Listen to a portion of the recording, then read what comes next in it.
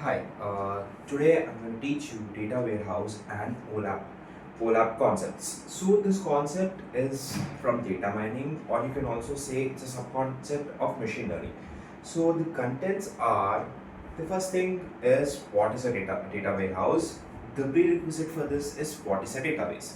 A database is simply a row arrangement of data in rows and columns.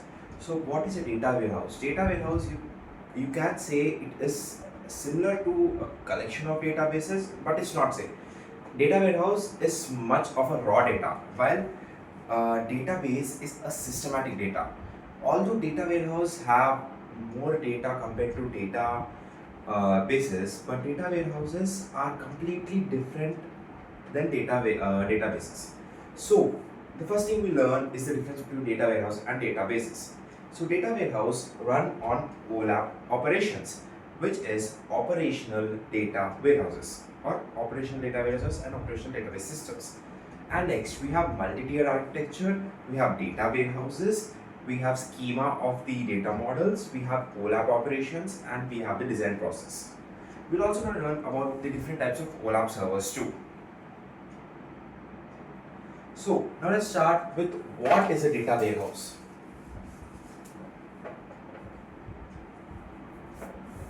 Before learning, I have told you again, a database is something which is in rows and columns. Let's just think this is a database. This holds data systematically. That means here is A, B, C, D. Let's say here it's marks.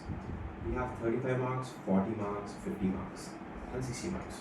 So this is a systematic way of storing the data. Let's say this data is not stored in such a systematic way in data warehouses. It's just stored as a bundle. You can say in data warehouses, it's like A, 35, 40, 50, 60. That's it. And after this, B is given 33, 44, 56. Here marks, here percent, here let's say these are the marks, these are physics, maths, and etc. And it doesn't specify it. And how do you know if it doesn't specify it? Somewhere in the data, it will give the subjects are maths, physics, chemistry, or so on. So it has to have that this is math, this is physics, and this is chemistry, and so on. So it's actually quite hard because data is not in a systematic manner.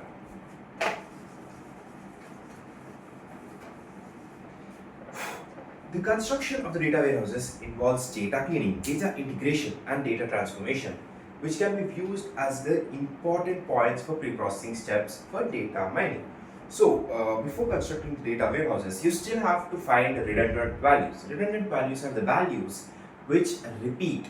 Like A, let's say we have A, 35, 40, and 50. And again we have A, 35, 40, and 50. These two are same values and same person. That means it is a redundant value. Now, data warehouses refers to a data repository that is maintained separately from the organization operational databases.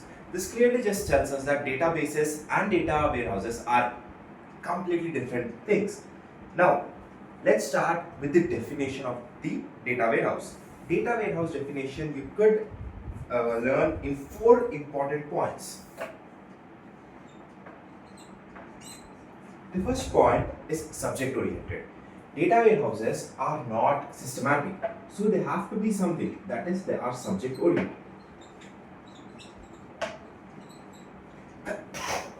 Then they are integrated. You can integrated in the sense many data. See, now databases need a particular systematic form of data to store it. Like there's a student mark sheet, there is your report card. There's the insurance company list. You could say many more, but it's all systematic. But data warehouse can actually store text too. It can store novels, it can store theory, it can store mathematical equations. It doesn't have a particular limit because it's raw data. So it is subject oriented. That means any subject or any theory can be stored. It is integrated. Many sources can be integrated. Tables, theory, mathematics, formulas, and etc. It is time variant.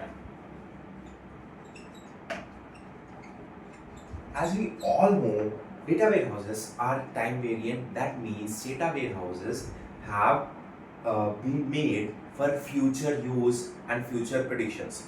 So you could say it can be used for predictive analysis and they are non-volatile. Note down these points. These are one of the most important points. These are the 4 points of the definition of data warehouse.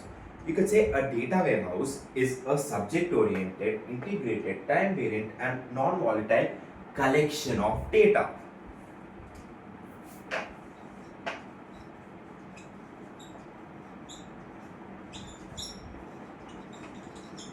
This data can be used to make decisions. So these 4 points can be used on the data which is in then used to make decisions. It's that easy. So as I expect, subject-oriented, integrated, and the other things are same. Now let us come to the most important part: OLAP operations. What are basic OLAP operations? So OLAP, what is OLAP? Before learning the basic OLAP operations, OLAP is OLAP is online transaction processing, or OLTP. That is OLTP. I'm really sorry. OLAP is online analysis prediction. So with this, what is OLAP? OLAP can be clearly mentioned.